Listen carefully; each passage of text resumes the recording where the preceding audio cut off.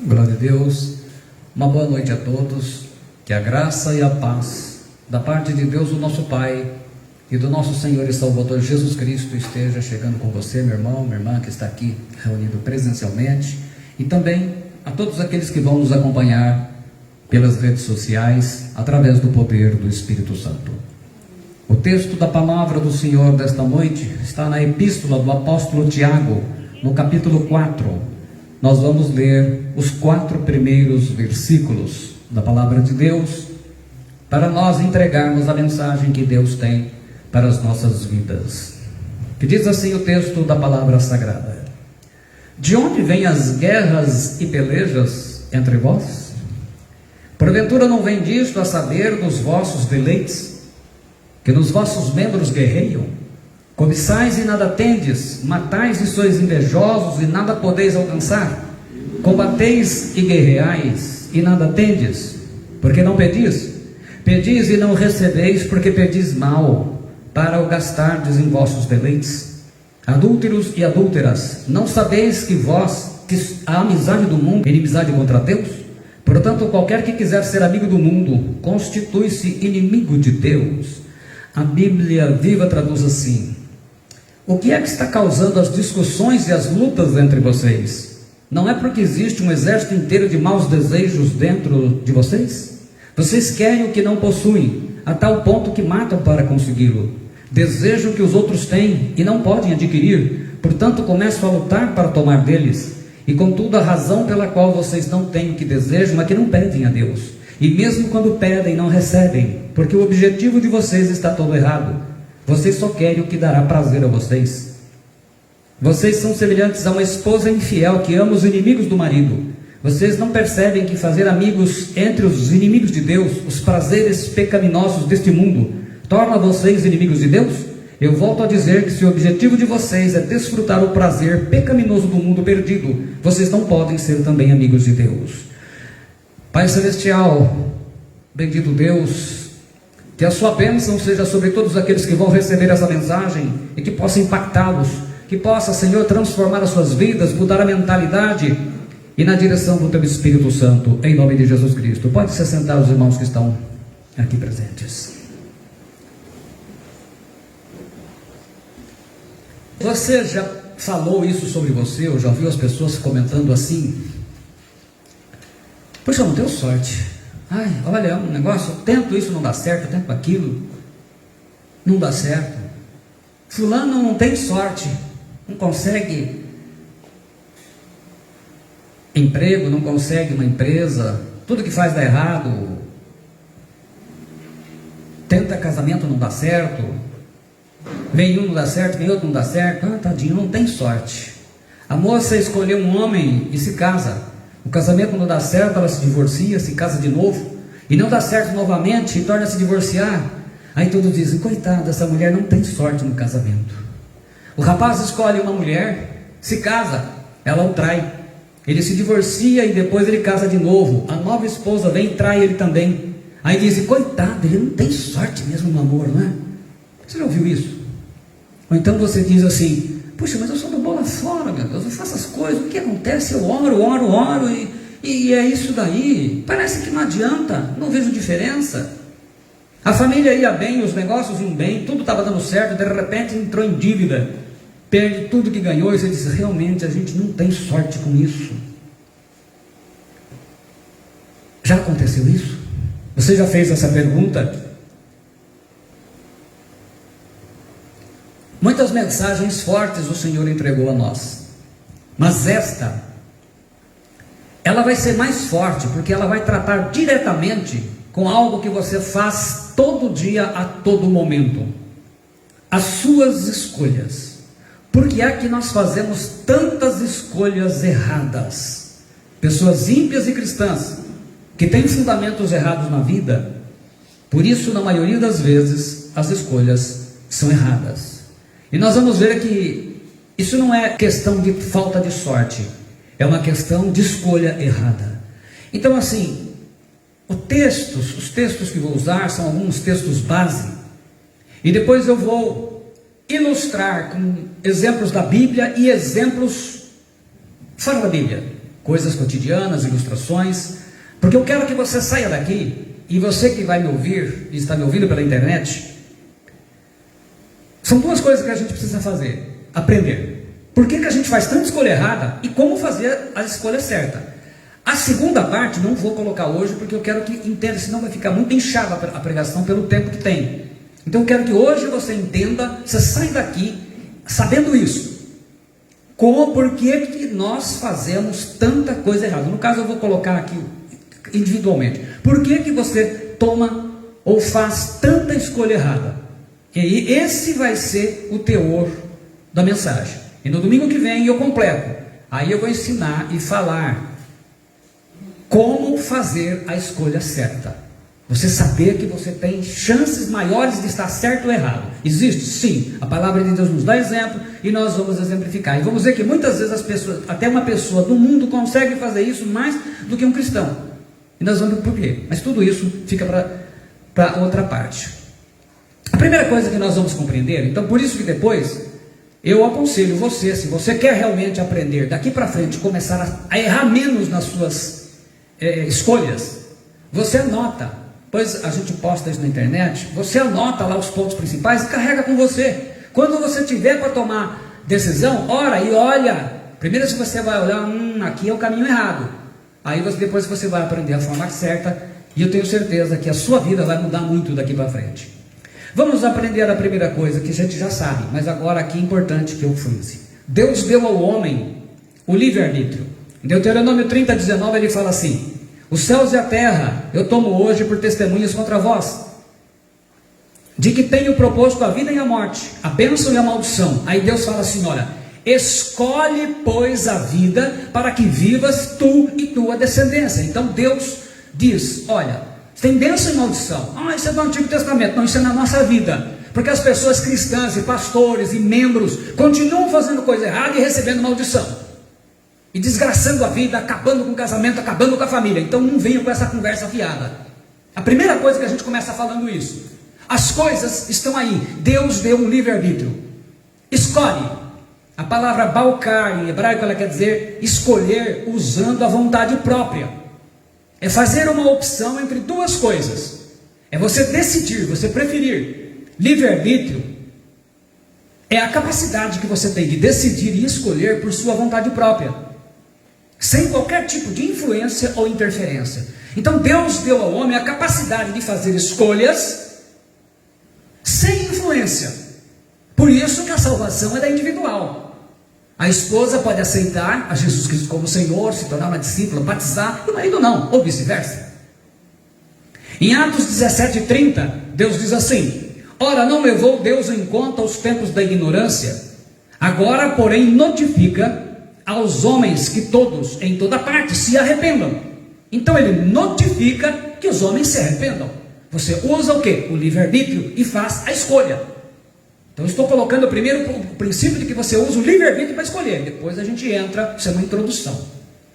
Em 1 Timóteo 2, 3 e 4 ele diz: porque isto é bom e agradável diante de Deus nosso Salvador. Ele fala de nós estarmos orando pelas autoridades, que quer que todos os homens se salvem e venham ao conhecimento da verdade. Então, Deus, o Pai, quer que todos os homens se salvem, porque Ele deu o livre-arbítrio. O livre-arbítrio é a capacidade que você tem de fazer escolhas. Então, na introdução a gente está aprendendo o quê? Que o livre-arbítrio, o ser humano recebeu o livre-arbítrio, além do dom da vida, para fazer escolhas. E é isso que você faz. Cada escolha tem as suas consequências. Salmos 11, 3 diz assim: se forem destruídos os fundamentos, que poderá fazer o justo?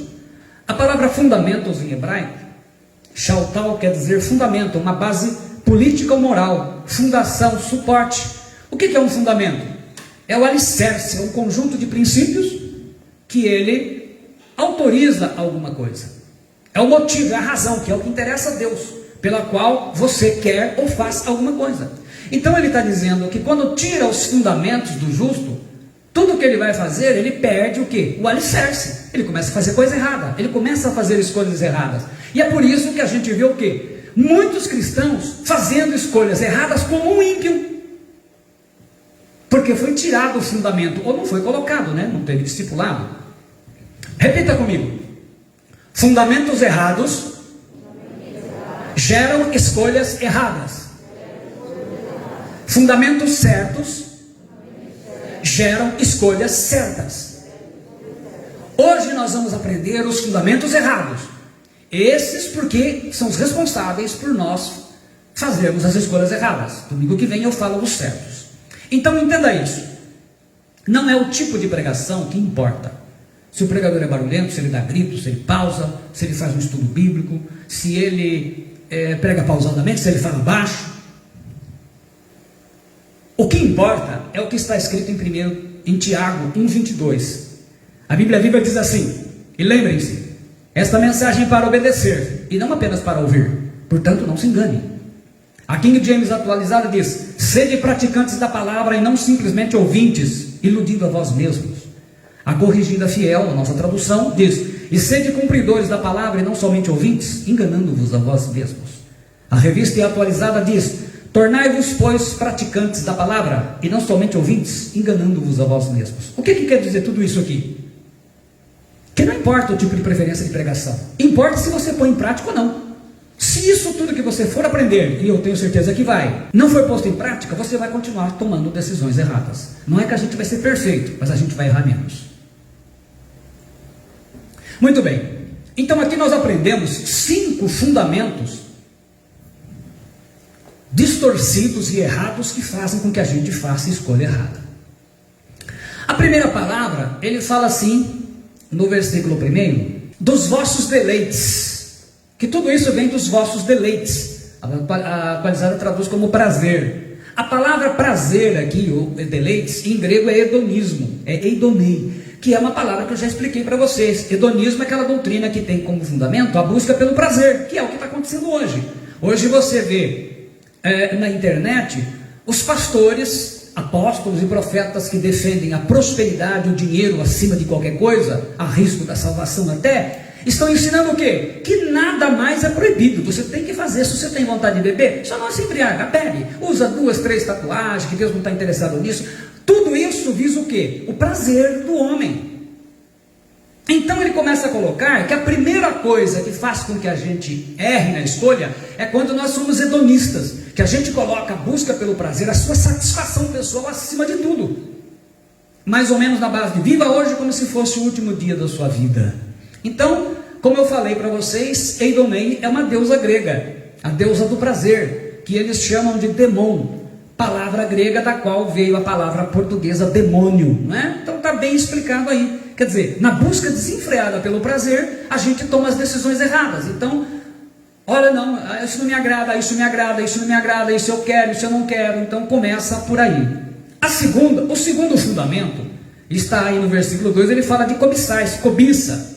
A palavra epitúmio, quer dizer, é você ter um desejo por algo, é cobiçar. Cobiça é um desejo sem controle. É quando você quer uma coisa que ela é proibida, é uma coisa que não deveria fazer parte da sua vida.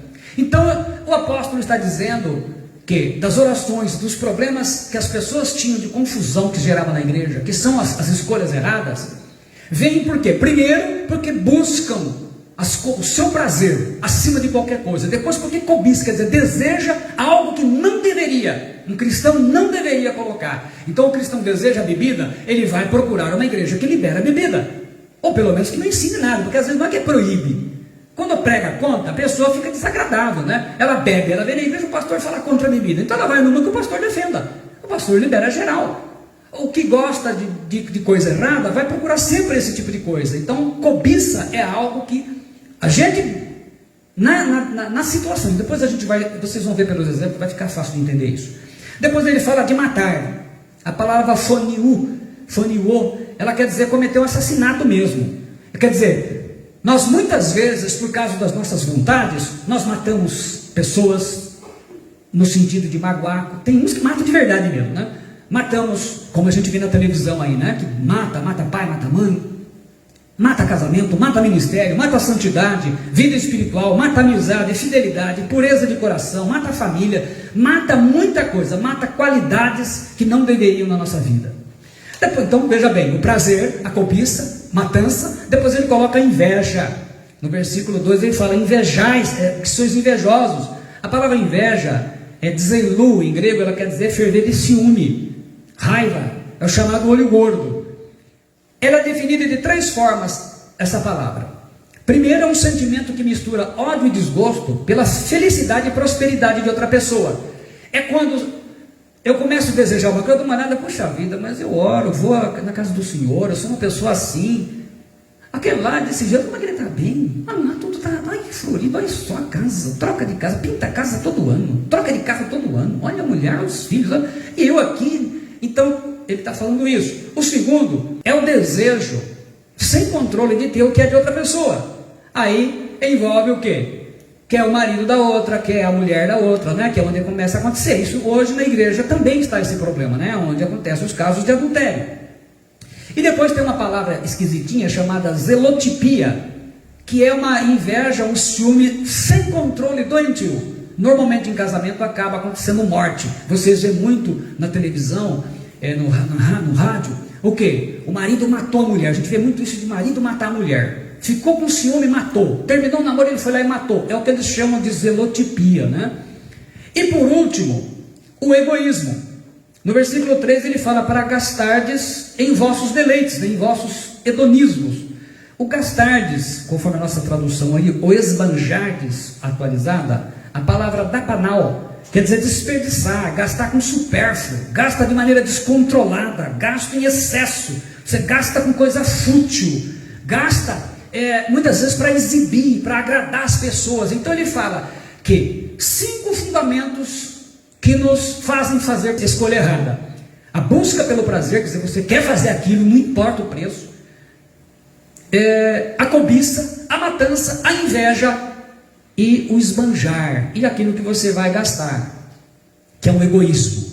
Então vamos lá, diga comigo assim, esses 5 fundamentos errados para se fazer uma escolha errada, para a gente gravar bem: busca pelo prazer, cobiça, matança, inveja e egoísmo.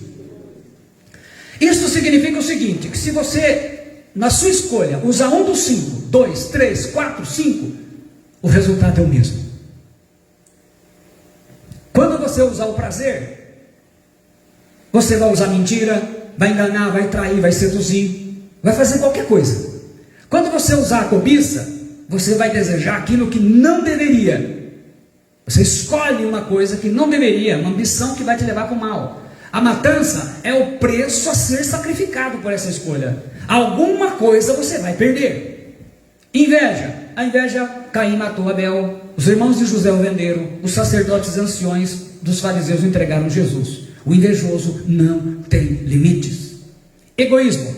Anula o seu bom senso, o seu discernimento, a sua sabedoria, o bom conselho, a palavra de Deus.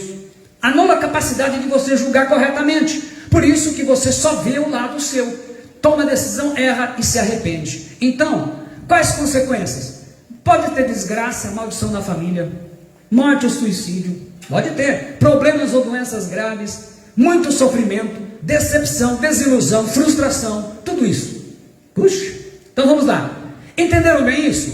Eu vou partir para os exemplos. Os exemplos vão nos ajudar a ver essas escolhas. A escolha de Ló. Houve uma contenda entre os pastores de Ló. O Ló era sobrinho do Abraão. Provavelmente, não sei, não me lembro aqui se o irmão dele já tinha falecido ou estava longe, mas o Abraão cuidava do sobrinho, mesmo sendo um homem casado, pai de filhos. O Abraão era um tio zeloso, e os pastores dos dois começaram a entrar em confusão. O Abraão, ele abre mão do direito da hierarquia como tio, e ele deixa o sobrinho esconder. Então ele fala assim, escolher, ele fala assim, olha, nós somos irmãos, somos da família, não vamos ter isso aí. Faz o seguinte, de um lado estava Sodoma e Gomorra, do outro lado estava Canaã. Ele falou, vamos fazer o seguinte, meu sobrinho, escolhe para onde você for. Se você for para lá, eu vou para cá. Se você for para cá, eu vou para lá. E aí acaba a confusão. Então ele fala lá em Gênesis 13, 9 e 12. Não está toda a terra diante de ti? Eia, pois, aparta-te de mim, e se escolheres a esquerda, olha, escolheres, eu irei para a direita. E se a direita escolheres, eu irei para a esquerda. E levantou Ló, aí começa, primeiro, a cobiça. Levantou Ló os seus olhos e viu toda a campina do Jordão, que era toda bem regada, antes do Senhor ter destruído Sodoma e Gomorra, e era como o jardim do Senhor, como a terra do Egito, quando se entra em Zoar. Então Sodoma, Gomorra, Zoar, vizinhos, ele viu aquela, tudo lindo, para plantação, água, ele viu aquilo. Canaã não era nada disso. Então Ló escolheu para si toda a campina do Jordão, e partiu Ló para o oriente, e apartaram-se um do outro. Habitou Abraão na terra de Canaã, e Ló habitou nas cidades da campina, e armou as suas tendas até Sodoma. Então ele fez a escolha dele. Nós vamos aprender bem isso, eu vou falar bem devagar, repetidas vezes. Quando você faz uma escolha, as coisas mudam na sua vida, conforme a gravidade da escolha, para bem ou para mal. Quais foram as consequências que aconteceram nisso? Primeiro, que Sodoma e Gomorra foi uma cidade que Abraão tentou interceder por causa do sobrinho, não teve jeito, Deus ia destruir. O que aconteceu? Primeira coisa que Ló tem, ele perde a esposa porque ela vira uma estátua de sal, está lá em Gênesis 19, 26. Então o anjo tira e eles vão para uma caverna próxima de Zoar. Com a destruição de Sodoma e Gomorra, Ló ficou com as duas filhas. Não havia homens ali. E em Zoar havia muita influência do pecado de Sodoma e Gomorra. Lembre-se que eu falei sobre a ação de Belial. E o que tinha lá? Muito homossexualismo. Então as duas chegaram num lugar que não tinha muito homem, e o que tinha era homossexual. Então, com medo, porque naquela época era terrível o fato de filhas mulheres não darem a descendência para o pai. O que elas fazem? Como era costume de Sodoma e Gomorra, elas embebedam o pai, e as duas, uma por vez, engravidam dele. A mais velha dá luz a um filho que ela chama de Moabe, que vai gerar os Moabitas. E a mais nova, Ben-Ami, que se torna os Moabitas. Esses dois povos, Amon e Moabe, se tornam inimigos cruéis dos hebreus, até que em Sofonias 2,9 Deus lança essa palavra: portanto, tão certo como eu vivo, diz o Senhor dos Exércitos, o Deus de Israel, Moabe será como Sodoma, e os filhos de Amon como Gomorra, campo de urtigas e poços de sal, e desolação perpétua. O restante do meu povo saqueará, e o restante do meu povo os possuirá. O que aconteceu? Ló escolheu o lugar mais rico e luxuoso. Ele destruiu toda a descendência, porque quando Deus permite a destruição dos Moabitas e dos Amonitas, acaba a descendência de Ló. Aí você vai dizer, tadinho, Ló não teve sorte. Não, Ló fez a escolha errada. O Abraão tem descendência espiritual, tem descendência pelos hebreus, tem descendência por Ismael, que são os árabes. Mas por que Abraão fez a escolha certa? Aqui não estou falando hoje da escolha certa. A escolha certa eu falo domingo, se Deus me permitir. A escolha de Davi. Aconteceu uma coisa assim: o Davi, ele se levantou do leito dele, está lá em 2 Samuel 11. Ele estava passeando no terraço, e ele viu uma mulher que estava tomando banho. Uma mulher muito bonita. Então ele está passeando, ele olha e vê aquela mulher bonita tomando banho. E você vai perguntar, mas o que uma mulher casada está fazendo tomando banho lá fora, né? Pois então. Aí eles chamam o pessoal dele lá e diz: quem é? A mulher de Urias, o teu soldado. Veja bem que nós estamos falando de prazer, cobiça, inveja, todos esses fundamentos. Ele manda trazer a mulher. A Bíblia fala de formosa, muito formosa, a palavra hebraica tobi, quer dizer ser encantadora, ser agradável, formosa, bonita, bela. Então realmente, e Batseba em hebraico, Betsheba, significa filha de um juramento. Era uma mulher fenomenal para a época, né? E o Davi então a engravida. Aí começa a sequência. Ele fez uma escolha. Ele viu e escolheu fazer errado. Aí o que começa? Ele tenta encobrir cobrir esse pecado, fazendo com que Urias, porque eles estavam em guerra, ele manda trazer Urias, vai lá para tua casa. Várias vezes embebedou Urias, não foi. Ele falou, não, enquanto Israel estiver diante da luta com o inimigo, eu não vou entrar em casa. Só vou entrar lá na hora que Israel vencer. Aí, não tendo outra alternativa, aí começa a sequência. O que ele faz? Ele dá uma ordem para o comandante colocar o Urias na frente da batalha com os filisteus. A hora que ele estiver na batalha, vocês abandonam ele. Por quê? Aí o inimigo mata ele, ela fica viúva, dentro da palavra de Deus, e eu posso casar. E assim aconteceu. Colocaram Urias na frente da batalha, os inimigos mataram ele. Aí ele começa a dar aquela listinha, ele fica lá, quem que morreu? Quem que morreu? Morreu fulano e por último. Morreu Urias o Eteu. Ele fala, isso. Aí cumpriram o luto, ele a toma por esposa.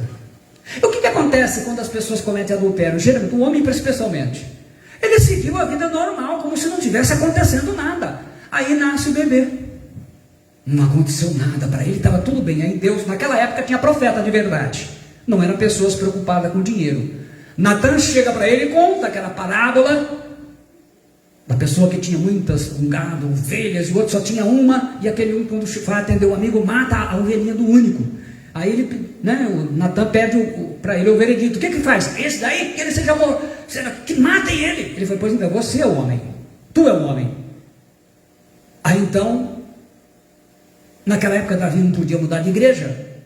Aí ele se arrepende de verdade, e lá em 2 Samuel 12:13 diz assim: então disse Davi a Natan, pequei contra o Senhor. E disse Natan a Davi, também o Senhor perdoou teu pecado, não morrerás. Mas calma aí, começa a sequência das escolhas. Lembra que eu falei para vocês, e vou repetir isso bem calmamente depois. Você fez uma escolha, um curso novo se abriu. A primeira consequência, Deus fala para ele assim: agora pois, não se apartará a espada jamais da tua casa. Portanto, me desprezaste e tomaste a mulher de Urias o Eteu para ser tua mulher. Então ele diz, agora o sofrimento não vai sair da sua casa. Primeiro, o bebê morreu, não teve jeito. Segundo, outro filho dele, o Aminon, ele se apaixona por uma meia-irmã, filha de Davi também, Tamar, que era muito bonita, e a estupra. E depois ele pega uma aversão muito grande por ela, então ela foi humilhada e desonrada. O outro meio-irmão, porque Davi tinha várias esposas, quando ele viu aquilo, o Absalão era o favorito de Davi, era o xodozinho dele. O Absalão então ele esperou 2 anos, ele preparou o terreno, deu uma festa e preparou com todo mundo. Quando ele estiver embriagado, aí a gente faz o serviço. E assim foi feito, um banquete, ele acalmou, mostrou, ele conseguiu convencer o Aminon que ele não ia se vingar, mas ele vem e mata.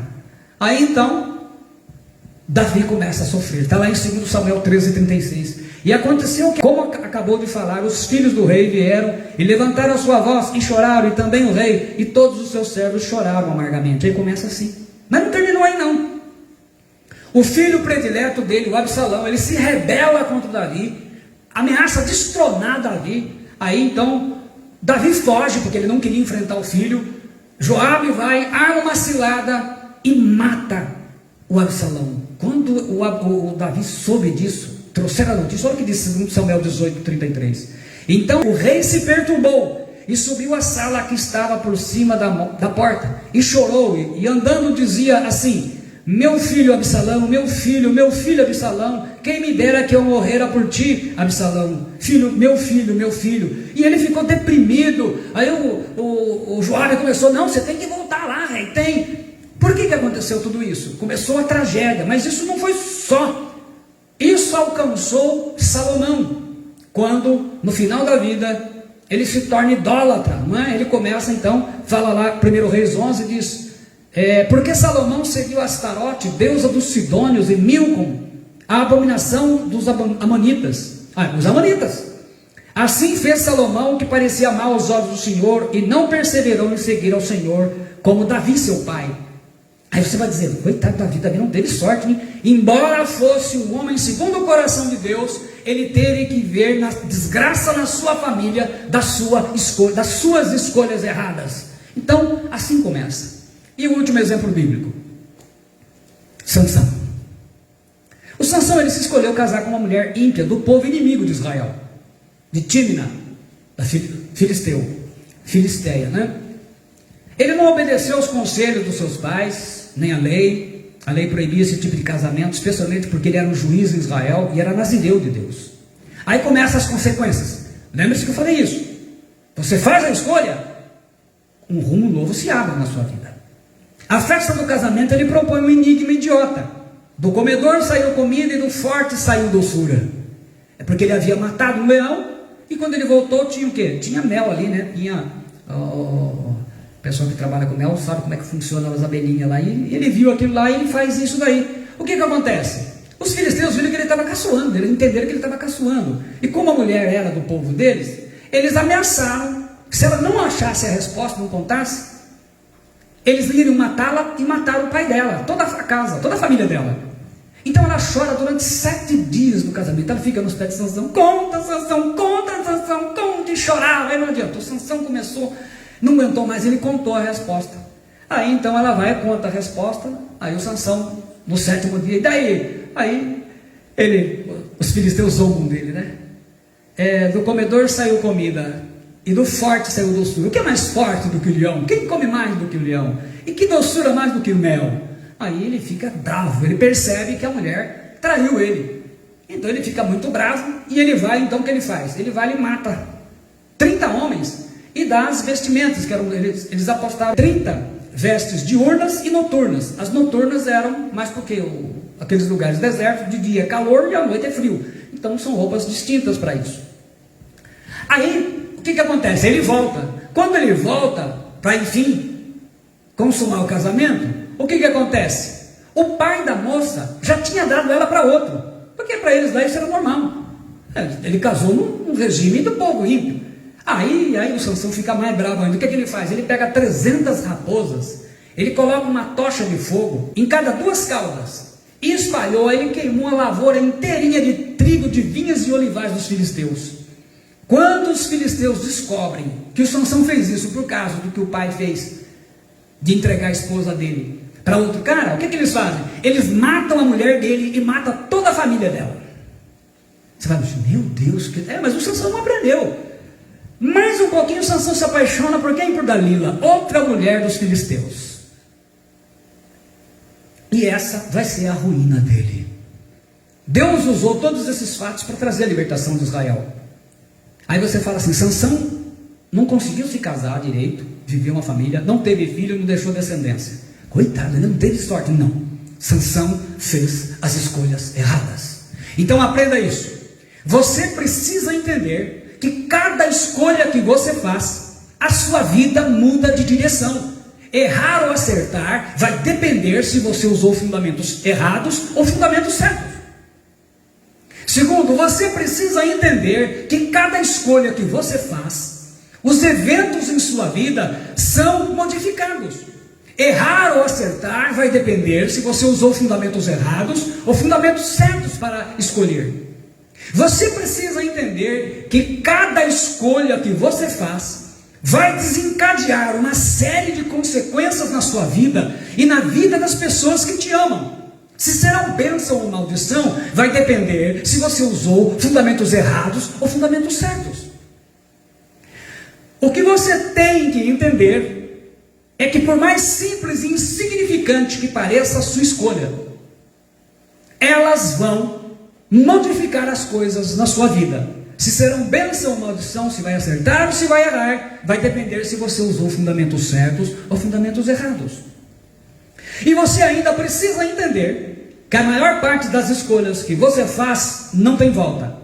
Se serão bênção ou maldição, vai depender se você usou fundamentos certos ou errados. Deixa eu continuar dando exemplos. Eu vou falar da escolha de uma jovem chamada Janaína. Janaína era uma moça, uma boa cristã. Ela era virgem, mas ela já tinha uma idade que passava dos 40. Havia aquela pressão da família, dos amigos, dos conhecidos, da igreja, para que ela se casasse. E aí, você vai ficar solteira, vai ficar pra titia. Então havia aquela pressão sobre ela. Ela viu que a igreja que ela se congregava era uma igreja pequena e pobre. E que, portanto, se casar ali seria um milagre com alguém dali, né? Então ela começou a interagir com outras pessoas. Na época não tinha internet. Ela conheceu um rapaz muito bonito, mas era ímpio. Ele era trabalhador, mas era ímpio. Ele tinha carro, mas era ímpio. Tinha caminhão, tinha casa. Ele tinha uma vida até. Então, o rapaz gostou dela e queria se casar com ela. A mãe e a família ficaram radiantes, porque, enfim, olha, o rapaz tem casa, ele tem carro, ele tem caminhão, ele tem uma vida estável. Ele era caminhoneiro, mas ele tinha uma vida estável. Ele era realmente uma pessoa, economicamente falando, ele era muito disciplinado. O pai não queria porque ele era ímpio. Mas a mãe e a família queriam. Foram ouvir o pastor. O pastor foi contra. Mas aí argumentaram, o pastor já está velho, cabelo branco, não entende mais das coisas de gente jovem. Então a família saiu dali. Saiu dali e foi para uma igreja maior, uma igreja mais rica. E o pastor, né, que era um pastor mais moderno já para a época, já estava pensando em fazer tatuagem, bebia um pouquinho. Ele apoiou aquela escolha. Então o casamento foi marcado. Claro que o pastor celebrou aquilo ali, era uma família de dizimistas e bons dizimistas.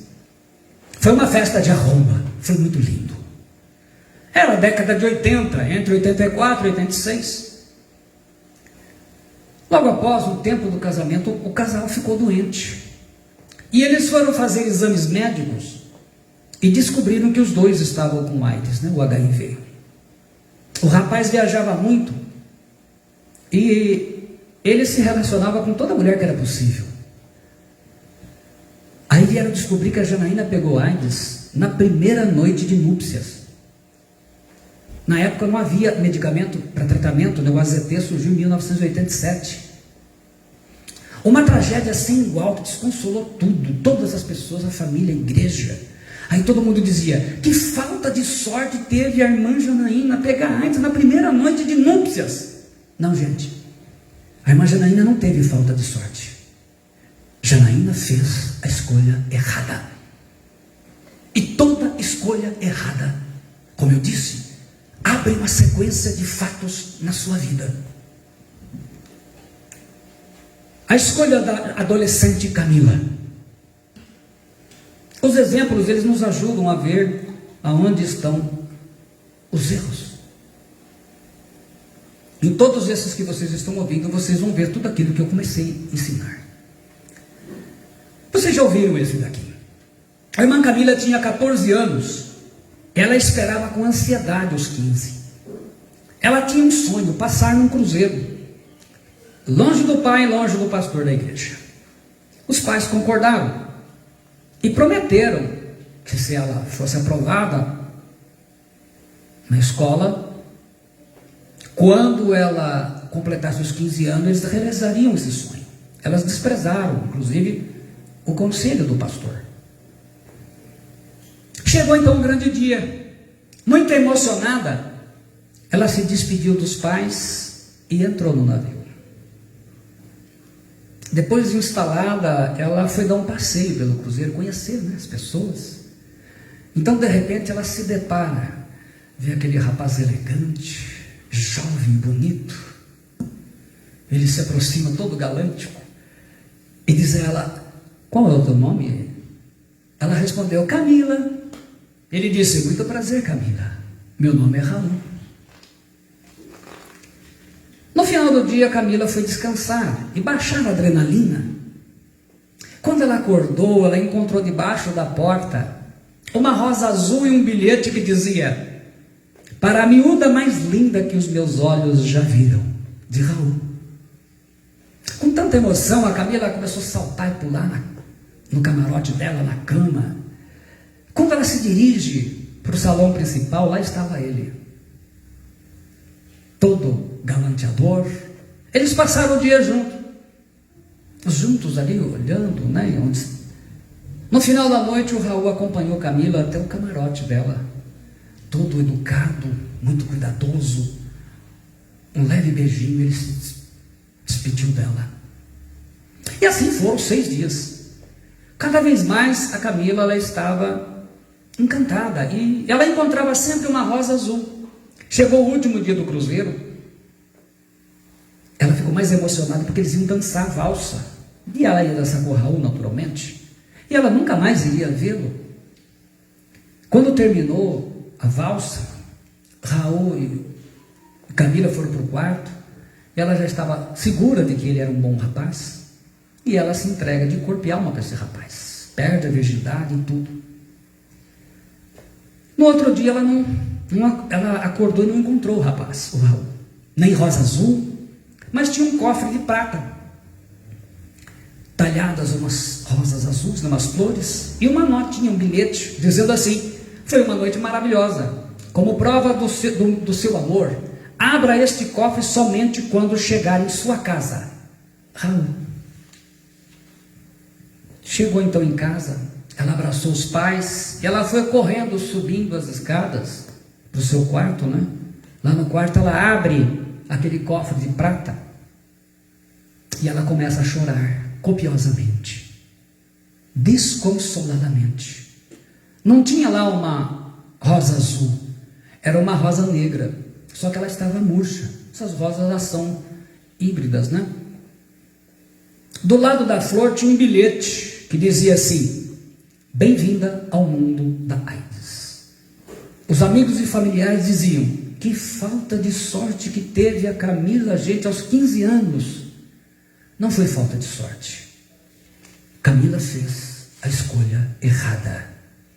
Nós fazemos escolhas erradas quando nós escolhemos pensando só em nós, cobiçando algo duvidoso, matando o bom senso, sem pensar no preço, quando a inveja nos motiva, quando o egoísmo nos cega. Era um homem casado, ele tinha uma filha pequena. Vocês vão dizer assim: poxa vida, o senhor já está falando de mulher, o senhor está machista. O casamento dele não ia nada bem, e ele conhece uma moça solteira, e se apaixona pela moça, e começaram a namorar. Ele abandona a esposa e a filha. Eu chamei o rapaz e a moça e perguntei a ele assim: irmão, você vai começar uma vida com essa moça, mesmo sabendo que está debaixo de maldição? Ele disse: sim. Você vai pagar o preço desse pecado de adultério, do que você está fazendo? Ele então, querendo se engrandecer aos olhos da moça, ele disse: sim, eu vou, pastor. Por 3 vezes Deus me mandou dizer a ele que se ele não se arrependesse e mudasse o seu modo de vida, ele iria morrer. Ele nem viria a filha dele crescer. Ele não ouviu o que eu disse. Ele procurou ouvir muitas outras pessoas. E o tempo passou. Passou-se alguns anos, 3, 4, 5 anos. Eu recebo um telefonema pedindo para orar pela vida dele, porque ele tinha sofrido um acidente numa outra cidade, um acidente de trânsito, e corria risco de morrer.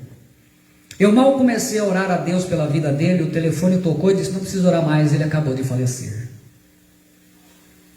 Anos depois, uma pessoa da família me disse, que nem acreditava que ele tinha morrido. Eu disse a ela: o seu irmão foi avisado 3 vezes, não foi falta de sorte, o rapaz fez a escolha errada. E como eu falei, e eu vou repetindo isso, conta-se a história de um mendigo que ele encontrou pelo caminho, o príncipe da cidade, do reino, do país lá, que vinha cavalgando com a comitiva.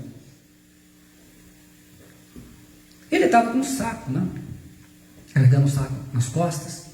Então o mendigo, humildemente pediu para o príncipe uma esmola. Mas o príncipe foi muito bravo. Eu sou o príncipe, futuro rei deste reino. Você é quem deveria me dar um presente. O que você tem nessa sacola? Teu servo não tem nada de valor, majestade, disse o mendigo. Tenho aqui comigo 10 pães velhos que eu ganhei de uma boa senhora na última vila por onde passei. E para surpresa do mendigo, o príncipe ordenou: então reparta comigo os seus pães velhos. O mendigo pensou assim com egoísmo: o príncipe é rico e eu ainda tenho que dividir com ele da minha miséria. Mas com medo, de ser castigado pelo príncipe, a comitiva estava ali com os soldados, contrariado, com aquela cara feia que não queria dar nada, ele arrancou apenas 2 pãezinhos e deu para o príncipe. O príncipe então tirou 2 moedas de ouro, o valor delas é mais de R$1.000, cada uma, e disse: toma 2 moedas de ouro, rapaz, uma para cada pão que você me deu. As pessoas do lado estavam ouvindo e disse: que falta de sorte do mendigo, se ele desse as 10, ele ia ganhar 10 moedas. Alguém falou para ele assim: não, gente, não foi falta de sorte, o mendigo fez a escolha errada. Vocês percebem que não é questão de falta de sorte, é que a gente escolhe errado. Então eu repito para encerrar: você precisa entender que cada escolha que você faz, a sua vida muda de direção. Errar ou acertar vai depender se você usou fundamentos errados ou fundamentos certos. Eu dei exemplos gerais. Você precisa entender que cada escolha que você faz, os eventos na sua vida são modificados. Errar ou acertar vai depender. Então, dinheiro, amor, casamento, trabalho, cada escolha que você está fazendo, você vive reclamando: ah, meu Deus, nada dá certo. Não dá certo porque você faz a escolha errada. Aquela escolha, muitas escolhas, por causa de muitas escolhas, talvez você está escutando até hoje. Você precisa entender que cada escolha que você faz vai desencadear uma série de consequências na sua vida e muitas vezes nas vidas das pessoas que te amam. Se serão bênção ou maldição, vai depender se você usou fundamentos certos ou fundamentos errados. O que você tem que entender é que, por mais simples e insignificante que pareça a sua escolha, eu vou hoje ao culto ou não vou? Hoje você veio, está ouvindo uma mensagem que está ensinando você e explicando pela palavra do Senhor por que é que nós temos o costume de tomar decisões erradas, porque nós nos baseamos em fundamentos errados. E você precisa entender que a maior parte das escolhas que você faz não tem volta. Se serão bênção ou maldição, vai depender se você usou fundamentos certos ou fundamentos errados. Então, assim, não dá para ficar lamentando o que a gente já fez de errado. Eu, quando estava recebendo essa palavra, comecei a dar uma olhada e vendo, eu falei: meu Deus do céu, como eu errei, como eu escolhi errado, como eu fiz escolhas erradas. Se eu pudesse mandar um recadinho lá atrás para mim: Alberto, olha, essa escolha está errada. Por quê? Você está pensando no prazer seu. Olha, você está fazendo isso por cobiça, rapaz. Não, isso é inveja. A gente tem que ser sincero com a gente mesmo. Muitas vezes nós fizemos escolhas assim. Então, não dá para voltar mais. Mas daqui para frente, pastor, mas eu não sei como fazer a escolha certa. Tá, você vai aprender. Mas você já sabe como não fazer a escolha errada. Você sabe. Então repita comigo para gravar bem os 5 fundamentos que fazem com que a gente faça a escolha errada: buscar o prazer, a cobiça, a matança, a inveja e o egoísmo. E tudo isso vocês ouviram os exemplos. Por que fala de buscar o prazer? Porque o hedonismo, ele coloca o prazer acima de tudo. Às vezes eu tenho que abrir mão de certas coisas porque é melhor. Então pensa bem nisso. Analisa. Ouça de novo a mensagem. Reflita. Ao sair daqui, você já vai ter que fazer escolhas. Amanhã vai ter que fazer escolhas. Mas no domingo que vem, com a graça e a bondade do nosso Deus, eu vou ensinar os fundamentos para que você tenha certeza de fazer a coisa certa. Existe sim, a Bíblia nos ajuda e nós vamos ver. Ele não é fácil na prática, porque A gente tem que vencer esses 5. Às vezes nós vamos ficar pendentes. Tem 5 que te levam para o mal. E nós vamos ver quantos e quais nos levam a fazer a escolha certa. Deixa eu orar por todos. Pai Celestial, em nome do Senhor Jesus Cristo, eu quero abençoar a vida de todos os irmãos e irmãs. E que o Senhor esteja derramando a sua bênção, ó Deus, sobre a vida de cada um. Que a graça do Senhor Jesus Cristo e o amor de Deus e a comunhão do Espírito Santo seja com todos aqueles que estão ouvindo e recebendo esta mensagem. Que o Senhor te abençoe e te guarde. O Senhor faça resplandecer o seu rosto sobre ti e tenha misericórdia de ti. Que o Senhor sobre ti levante o seu rosto e te dê a paz. Meu Deus, ensina-nos a fazer as escolhas certas. Ilumina-nos e guarda-nos, Senhor, o máximo possível, quando estivermos para fazer escolhas erradas, especialmente aquelas que vão desencadear situações piores nas nossas vidas. É assim que nós te agradecemos. Amém.